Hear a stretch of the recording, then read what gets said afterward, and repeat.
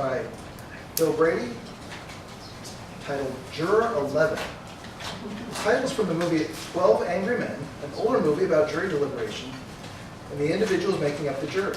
In 12 Angry Men, Juror 11 was a German immigrant and watch repairman who loved the United States and its system of justice.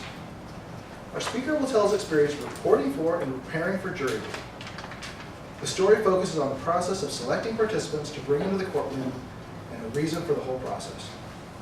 Ironically, our speaker is speaking from the Angry Man speech manual. That must be one of the new pathways they were working on. A project titled Oh Good Grief, and challenges the speaker to find the humor in stressful situations where bureaucracy rules.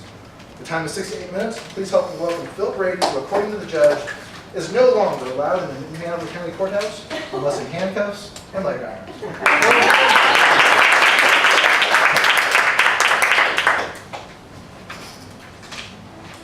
Thank you, Mr. Toastmaster, fellow Toastmasters and guests.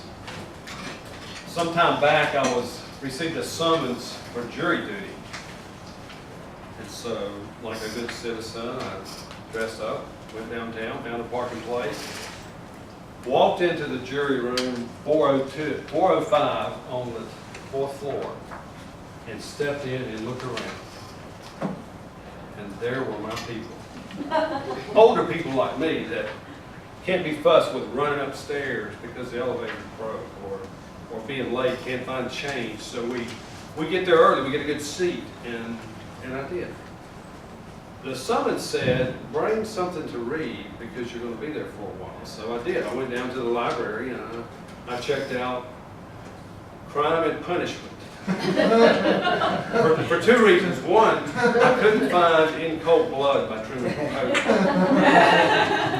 And Jeffrey Dahmer's autobiography was nowhere to be found. It may have been over in the cooking section, I don't know. And so I settled in and I opened the book and I started to read, but I could not read.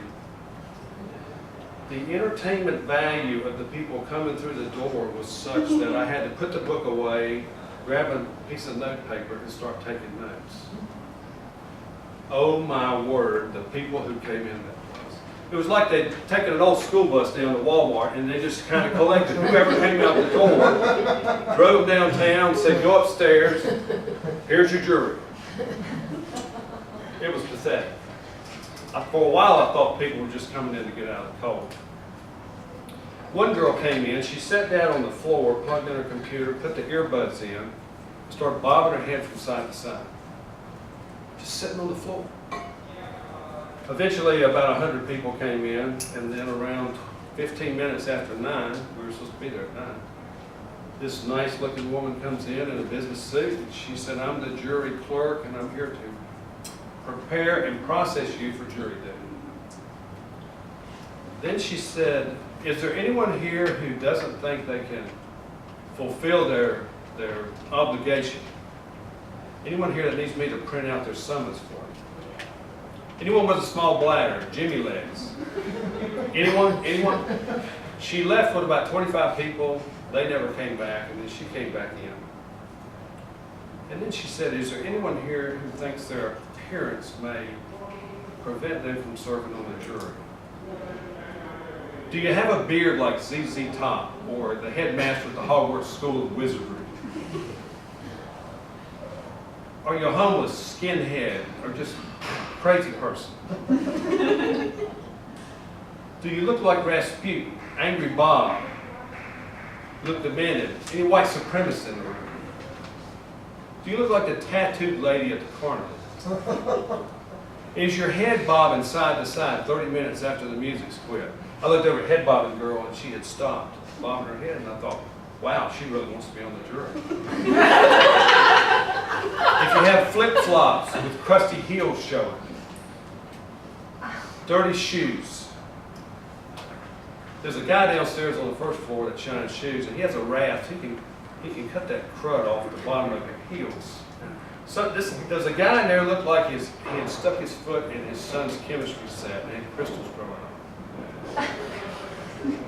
If you have a summons to report to jury duty, but you have another summons to appear as a defendant in another jury, in another courtroom, you're going to be excused from jury duty. So the process took a while, and then they weeded out a few more people. And then finally, she sat down at her desk. She said, I want everyone to come up here. Show me your ID and show me your jury summons, and I'll scan the barcode on it, and we'll get this thing moving. And she said, and as you leave my desk, pick up a Bible from this cart right next to it, as I will swear you all in unison. So I stood in line, I held my ID up, held my summons up, she scanned it, walked over to where the cart was. There's less than 100 people in the room, but there's over 200 Bibles. So I just took a stack of 10 Bibles with me. Because I always wanted to say I could sworn on the stack of Bibles. Now I can swear on a stack of Bibles that I have sworn on the stack of Bibles. Set these down here. I got back to my seat, opened up one of the Bibles to the book of Judges and began to read out loud until the woman next to me suggested that I could read silently. I said, fine, I'm just going to quit trying to help. I looked over at head bobbing girl, and she had started bobbing her head again, and I thought, well, that's odd. And she too was reading from the Bible. And I thought, well, that is odd. But then I realized she wasn't reading from the book of Judges. She was reading from the book of Jeremiah, which made perfect sense because, as we all know, in addition to being a great prophet in the Old Testament, Jeremiah was also a bullfrog. Jeremiah was a bullfrog. And I thought, wow, she really does want to be at this church. Once we got ready to go into the room, the jury clerk said again, there will be some reasons when we go inside that you can still be excused from jury duty. She said, if you look like the defendant or his crazy cousin Al sitting on the front row, you can be excused. If you're married to the judge or his ex-wife or ex-husband, you can be excused.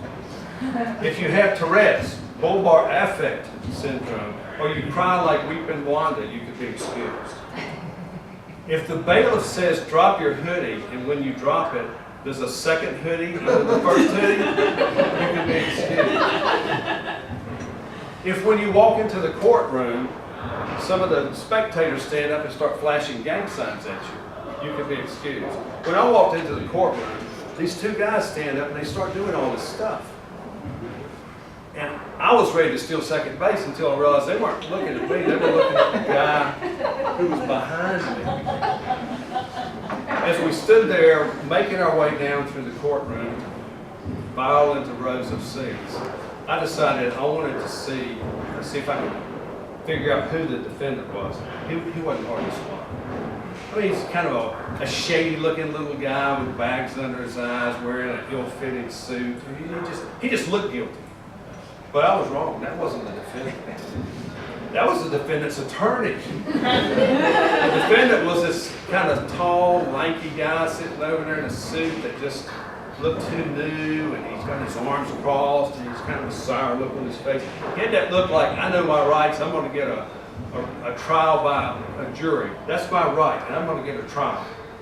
And so, but as he watched us coming into the room, he had this bewildered look on his face, like, this is a jury of my peers? And then it went from that to, gosh, I could be in real trouble here. And finally it was like, and that's exactly what happened. That's our district attorney, Ben Davis' evil plan. He parades in front of the defendant, the tired, the poor, the huddled masses of Wilmington. Parades in before those yearning to be free, and they say, oh yeah, plea deal is what I need. Plea deal. And that's what happened. The defendant talked to his attorney talked to the assistant DA, they approached the bench, and the next thing we know, the judge is thanking us for the important part of the judicial process we have played, and excuses us for the rest of the week. We're done with jury duty. On the elevator ride down, I was just giddy. I had 3 days off and didn't know what to do with myself.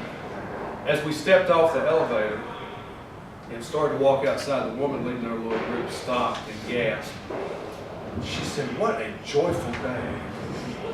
I smiled at head bobbing girl, and she smiled at me. We locked arms and walked down the steps of the courthouse singing, "Joy to the world, all the boys and girls now. Joy to the fishes in the deep blue sea. Joy to you and me." Everybody, joy to the fishes in the deep blue sea. Joy to you and me. Mr. Toastmaster.